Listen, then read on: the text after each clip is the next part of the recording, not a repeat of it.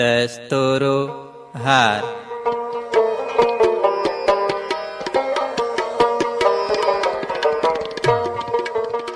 له کلید راډیو څخه د ناول پرلپسې لړۍ.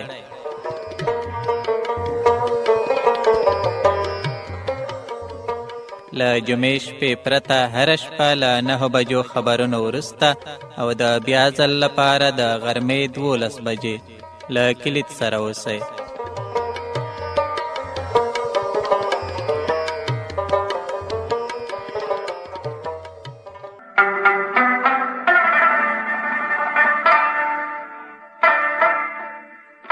بړبوکی.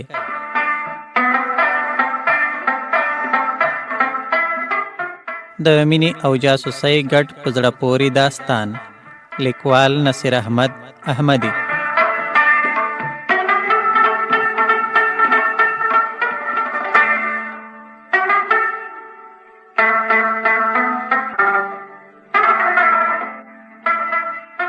د ستورو هار داستاني خپرونې درنو اورېدونکو السلام علیکم. په دې هیله چې ټول روغ جوړ او خوشحاله وئ. بړبوکی د مینې او جاسوسۍ په زړه پورې ناول دی. د دغه ناول په 13 برخه کې مو واورېدل چې یوه ورځ د شېرګل خور وړانګې ماریا چینې ته ورسره بوتله. په لاره د وړانګې پام شو چې ماریا خپل ټټر ته خوله ټیټه کړي او په بله ژبه څه وایي. کله یې چې وپوښتله نو ماریا ورته وویل چې دعا وایي. دوی چینې ته له شېرګل نه پټې تللې وې، خو ناڅاپه یې پام شو چې شېرګل د دوی په لوري په منډه را روان دی او له را رسېدو سره یې پر وړانګې د څپېړې داسې وار وکړ چې هغه یې پړمخې وغورځوله او له خولې یې وینې روانې شوې. بیا ماریا ترې خلاصه کړه او شېرګل ته یې سختې خبرې وکړې. شېرګل وړانګې ته په دې غوسه و چې ماریا یې ولې له کېږدۍ دلته راوستې. وروسته چې د شېرګل غوسه سړه شوه نو ماریا په چل د حاجي خدای نور پوښتنه ترې وکړه چې د دې په وینا د هغه د زړورتیا کیسې یې اورېدلې. خدای نور یو تکړه قومندان و چې پر نیولو وژلو یې انعام ټاکل شوی و. بیا یو سهار د شېرګل د انا زړه خراب شو. وړانګې ورته ژړل، خو ماریا یې چې لاسونه او پښې وموښل راښه شوه. دوی ماریا ته ویل چې ته به ډاکټره یې، خو هغې ویل چې ډاکټره نه ده بلکې لومړنۍ مرستې یې یادې دي. اورېدونکو، اوس د دغه په زړه پورې ناول 4مه برخه وړاندې کوو. په دې هیله چې دا تر پایه واورئ او راتلونکې نورې برخې یې هم تعقیب کړئ.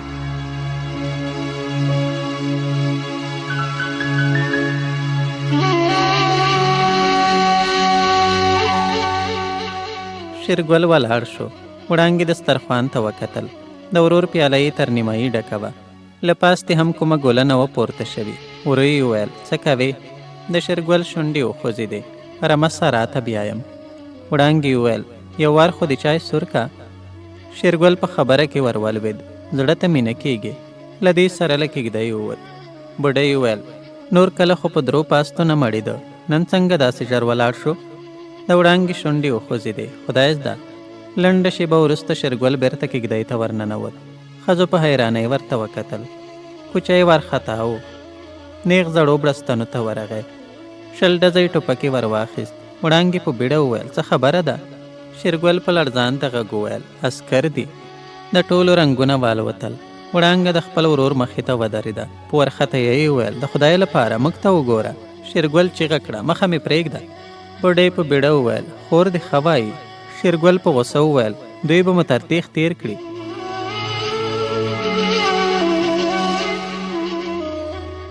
ماریا د کېږدۍ له چولې دښتې ته وکتل. په درو رنجرو موټرو پسې سپېرې دوړې پورته کېدې. وړانګې چیغه کړه تر اوسه خو لا نه ده معلومه چې دوی چېرته ځي. شېرګل ماریا ته وکتل. ورو یې وویل دوی په دې نجلۍ پسې راغلي. له هغه پرته هم نه بچ کېږو. ښه دا ده چې په دوی هم میندې بورې کړم. د ماریا شونډې وخوځېدې. ته هوښیار سړی یې، کورنۍ دې مه ژوبله وه. شېرګل وویل خو ماریا په خبره کې ور ولوېده. په ما پسې نه دي راغلي. سپي وغپل. شېرګل د ټوپک ګېټ کش کړ. ماریا وویل په ما باور وکړه، زه ستا د کورنۍ بربادي نه غواړم. موټر 2-3 شله ګامه لرې ودرېدل. سپی ترې راګرځېده. ماریا د شېرګل له لاسه ټوپک ونیو. بیرته یې تر بسترو لاندې کړ. یو غږ واورېدل شو راووځه.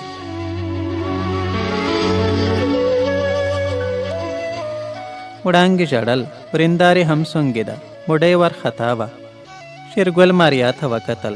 په مړاوي غږ یې وویل تا غواړي. ماریا په خپل تندي ټیکری ورکش کړ. له کېږدۍ ووته.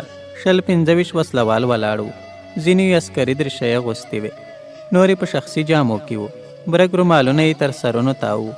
په دوړو لړلي ښکارېدل. ماریا په لوړ غږ وویل: څه غواړئ؟ یوه ناره کړه: سړی راوباسه. ماریا وویل: له هغه سره مو څه کار دی؟ هغوی وویل: ولې یې زموږ په لیدو منډه واخیسته؟ ماریا یوه شېبه غلې وه. وروسته یې ورو وویل: شېرګله راووځه. کوچی له کېږدۍ ور ووت.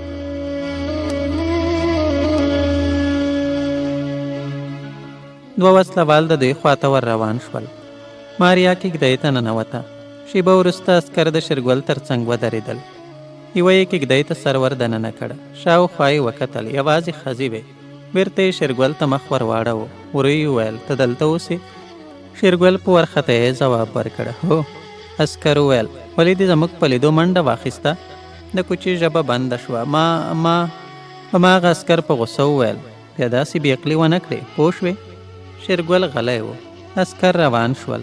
شېبه وروسته موټرو حرکت وکړ. سپي تر یوه ځایه منډه پسې واخیسته. کله چې دوړې کېناستې، ځای پر ځای ولاړ و. په موټر پسې یې غپل.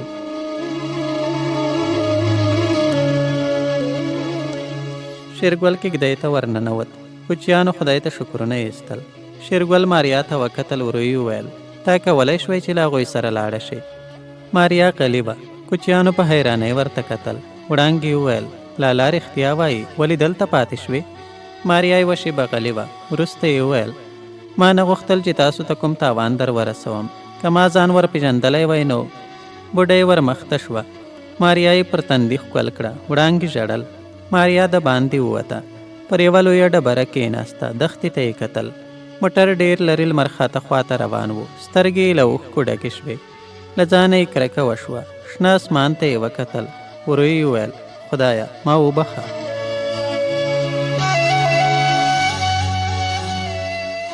شېرګل د یوې ګڼې بېدې سیوري ته ناست و. پر ځمکه یې لیکې ایستې. تر مخې د غنمو شنه وږي باد یو لاس ښورول. رمه څو ګامه لرې څرېده. وروسته یې د یوه سرلي نری غږ واورېد. سر یې پورته کړ. د سرلي لکۍ له شنو غنمو راوتلې وه. شېرګل ولاړ شو. په سرلي پسې یې څو تیږې وویشتې. سرلي د رمې خواته منډه کړه. یو غږ یې واورېد: یاره کوچیه مرداره مه کړه. شېرګل کیڼ لوري ته وکتل. یو ځوان ور روان و. سپینه خولۍ پر سر وه. په لاس کې یې بېلچه ښکارېده. شېرګل په ډډ کوچیاني غږ وویل: ولې څه مه کړي چې داسې په غوسه یې؟ ځوان د شېرګل تر څنګ ودرېد. ورو یې وویل: عجب خلک یاست. د جایي و سلامت فصلونه مو وخوړل، بیا وایي. شېرګل په خبره کې ور ولوېد: چا؟ هغه وویل: تېره شپه کوچیانو زما د تره رشقې ته رمور پرېښې وه. سهار ته ډکی نه و پاتې. شېرګل په بیړه وویل: زار دې شي، ما خو خدای که تر اوسه مرداره پرې خوړلې وي. ځوان یو دم وخندل: تا ته نه وایم، ته ښه سړی یې. زما در باندې پام و، سرلی دې له غنمو وشاړه.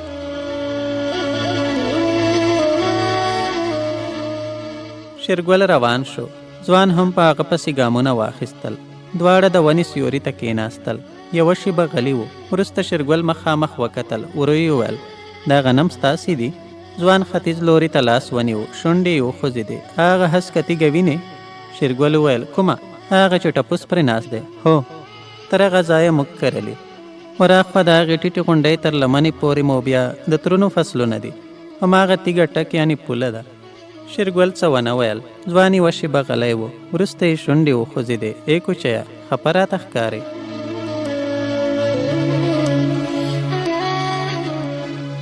شېرګل غلی و. ځوان وویل: پوره وړی یې؟ شېرګل هغه ته وکتل. شونډې یې وخوځېدې. نه.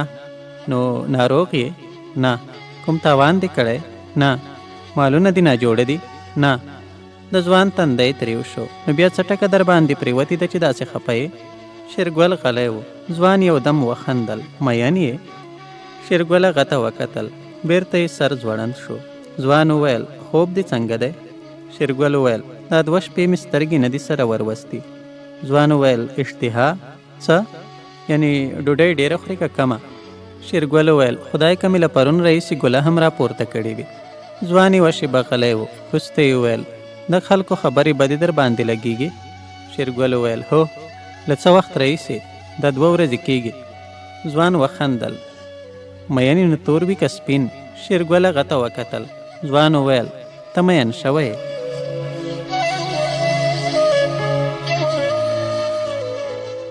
شېرګل په حیرانۍ ورته کتل. ځوان وویل سپینه راته وکه.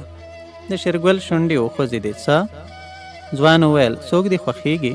شېرګل کوم ځواب ورنه کړ. ځوان وویل کوچی ده. شېرګل وویل نه. ځوان د هغه ولو ته یو سوک ورکړ. په خندا یې وویل نو کومې جایي زړه درنه وړی؟ نه.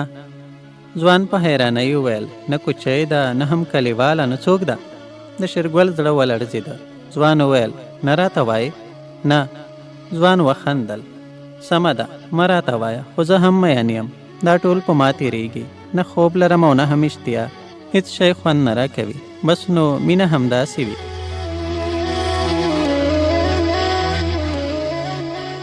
شېرګل یوه شېبه غلی و. وروسته یې وویل رښتیا وایې؟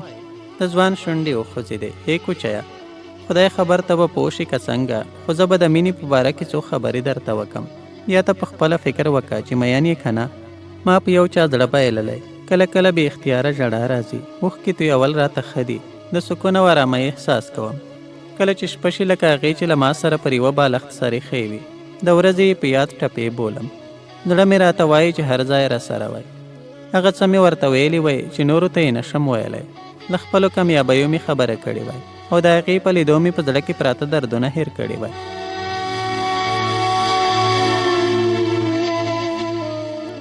ځوان غلی شو. کوچي ته یې وکتل. بېرته یې شونډې وخوځېدې. په خبرو مې وپوهېدې؟ شېرګل په حیرانۍ ورته کتل. ځوان وویل ګوره، که دې د هغې په لیدو د زړه دربېدا ډېرېږي نو مین یې. که غواړې چې خپل پټ رازونه یوازې له هغې سره شریک کړې نو مین یې. که یې په نه لیدو د خواشینۍ احساس درته پیدا شو نو مین یې. که دې له زړه نه وته نو مین یې. اوس پوه شوې؟ کوچی غلی و. ځوان وخندل. نه غواړې چې هغې ته دروغ ووایې؟ داسې نه ده؟ کوچي په حیرانۍ ورته کتل. ځوان وویل ساده به درته ووایم. غره ته وګوره، کاڼو ته وګوره، بوټو ته سترګې ور واړوه. که دې په هر څه کې هغه ولیده نو مین یې. مین ته ټوله دنیا یوازې خپله مینه ښکاري.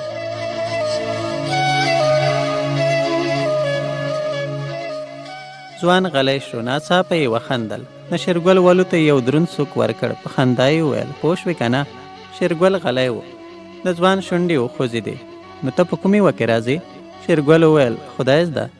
ځوان ولاړ شو. په زوره یې وویل هې کوچیه، فکر وکړه. که زما غوندې احساس کوې نو پوه شه چې مین یې. هو رښتیا. له رمې سره دې پام کوه. لل مو ته ورګډه نه شي. زه درنه لاړم.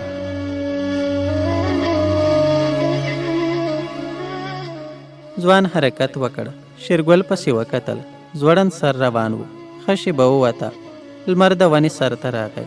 د غنمو د شنو وږو پر سر یو ډول مرغه په هوا کې خپل وزرونه خوځول. ځای په ځای ولاړ و. هغه نارې وهلې.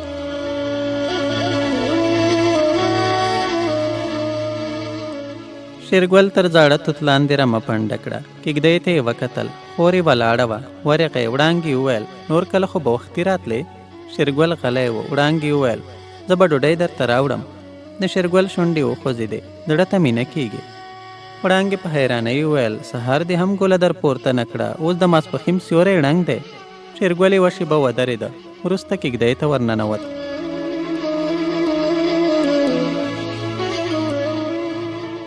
بوډۍ پرته وه. نګوري ماشوم ته شوله ورکوله. ماریا یې هم تر څنګ ناسته وه. شېرګل خیرن بالښت ته ډډه ولګوله. ماریا ته یې وکتل. د زړه دربه یې ډېره شوه. د کلیوال ځوان خبره یې په زړه کې راوګرځېده. که دې د هغې په لیدو د زړه دربه ډېرېږي نو مین یې.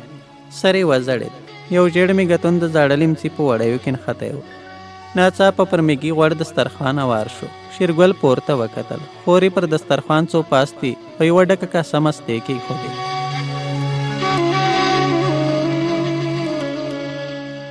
شېرګل له پاستي یوه ټوټه ور بېله کړه. مستو ته یې وروړه. کله چې یې ګوله خولې ته پورته کوله ماریا ته یې پام شو. هغې ماشوم ته کتل. وروسته د دواړو سترګې سره وجنګېدې. شېرګل لاندې وکتل. کاسه یې ور پورته کړه. له مستو یې غوړپ وکړ. کاسه یې بېرته پر دسترخوان کېښوده. ولاړ شو. خور یې پسې غږ کړ ډوډۍ دې ونه خوړه. شېرګل له کېږدۍ ووت. لاړ. د توت سیوري ته کېناست. دښتې ته یې وکتل. غونډۍ یې تر سترګو تېرې کړې. خوند یې ور نه کړ. هر څه یې په زړه ولاړ و. ښه شېبه ووته. چورتونو په مخه کړه. په ذهن کې یوازې د ماریا څېره ولاړه وه. یو دم یې وخندل. خپل ورانه ته یې سوک ورکړ. له ځان سره یې وویل خوار سړی، خړې سپی، خپله رمه دې پیایه.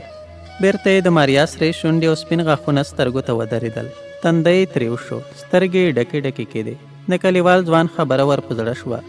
که دې له زړه نه وته نو مین یې. یو دم یې غبرګ لاسونه غوږونو ته وروړل. شونډې یې وخوځېدې. توبه خدایه توبه.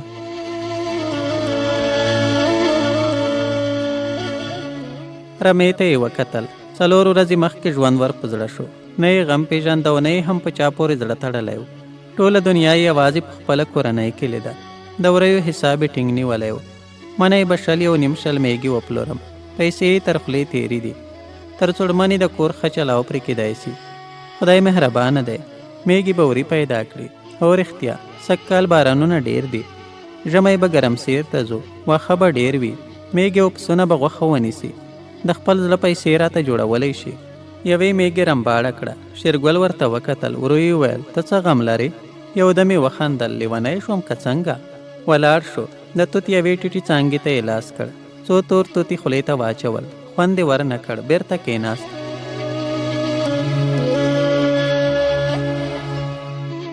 دښتې ته یې وکتل. تر یوه ځایه خړه وه. وروسته د یوې اوږدې تراړې ولاړو اوبو غوندې ځلېده. هوا دوپه وه. ډېر لرې غرونه خوځېدل. بېرته یې سر وځړېد. پر خړه پایڅه یې تور لوی میږتون روان و. میږه یې د ښي لاس په ګوتو کې ونیو. سترګو ته یې ورنږدې کړ. هغه پښې وهلې. یوه شېبه یې ورته وکتل. شونډې یې وخوځېدې. کاشکې میږی وای. خندا ورغله. میږه یې په خاورو پرېښود. هغه منډه کړه. د یوه پراته پسه د ټټر په سپینو وړیو کې ننوت. شېرګل یوه شېبه د ونې سیوري ته کېناست. وروسته یې سترګې درنې شوې. خوب ورغی. پټکی یې په څادر کې ونغاړه. تر سر یې کېښودو. 2-3 ځله یې د یوې میږې ټوخی واورېد. بیا یې باڼه سره ورغلل.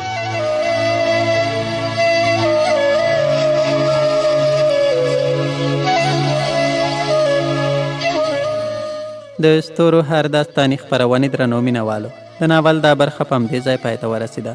نورې برخې به یې زموږ په راتلونکو خپرونو کې واورئ. د اوس لپاره ما نورجان بهیر او د دې خپرونې تخنیکي همکار عطاالله سرک ته اجازه راکړئ. هر چیرې چې ښاد او آباد اوسئ. د لوی الله په امان.